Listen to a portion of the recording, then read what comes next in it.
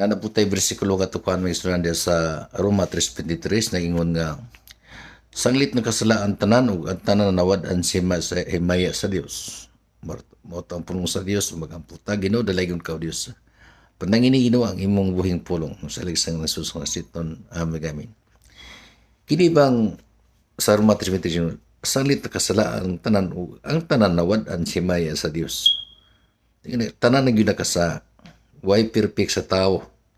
Pero karon lagi naaman tay gingon sa Biblia nga din gani duha kung tulo maghisud siya nga lanas taliwala o naging po diha sa Hebrano 10:25 nga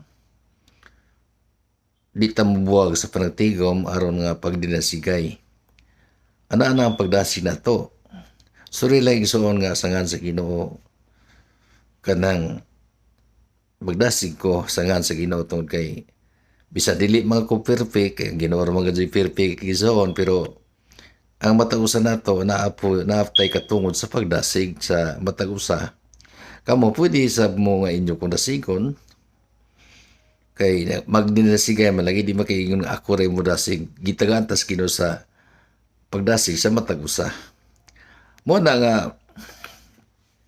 sangan sa Ginoo kutob sa kung kaya nanimbaso sa ko nga magamit ko sa Ginoo sa pamasin nga magamit ko sa pagpadasig pod sa uban magsunan man nga nagingon nga kasalaan tanan sa pa di way taong way sa ang kita karon kung muro tas Ginoo na ginulsulta nga kasing pinasaylo rata man igsoon nga di gid ta makaingon nga nakatuman ta sugo kay miagi na matagpapakasala. Kini nga atong kaluwasan, gingon na sa episode 8:9 nga, tungod sa grasya, kamo naluwas. Atong kula sa grasya na. Kay, gikaluwi naman ta. Dili na ta ingon nga naluwas ta kay patay sa bisa na nga nangalagad tas Ginoo magamping ang puta di ta makasa. Magampot tas yung tabangan ta nga di ta makasa kay lagi niya pamata sa nagbakta sa pagpangalagad sa Ginoo. Muna ang atong buhaton igsoon nga bisa dili ta perfect pero naatay katungod sa pagdasig sa usa. Ang ako lang igsoon sa nga sa Ginoo nang kamot na ko nga magamit ko sa pagdasig.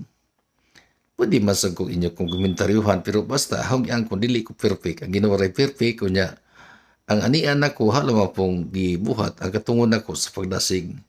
Sa mamasin magamit ko pagdasig sa ubang katawhan may suunan depende sa pagbalik sa Ginoo. Kan pagbalik na to sa pagpangalagad sa Ginoo kay kanang mamay sugos Ginoo nga ang pagdasig.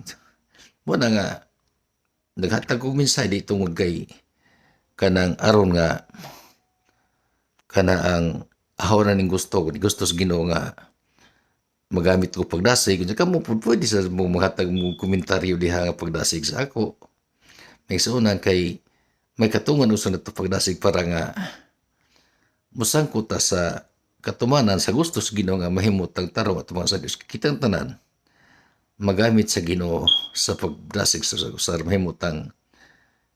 mahimutan sa atong buhay nga Dios. Salamat sa Ginoo migsunan nga kalipay ninyo ang pagdasig nga mo lang igsoon nga may ko nga sorry lang ang magdasig ko kay na ako katong pagdasig suma sa Hebrano 10:25. Pag dinasigay kay duha kung tulo nagakatigom diyan naaman mo bisag di alayo ra ko pero na malagita sa presensya sa Ginoo pwede nga kanang nakadasig ko ninyo pinaginining video manang agampo lang ko nga kanang panangina pa ning mga puno sa Dios nga makadasig na ninyo unya ako po pwede po ko nga nag-WhatsApp ko sa inyo mga komentaryo nga pagpadasig sa ako maigsunan.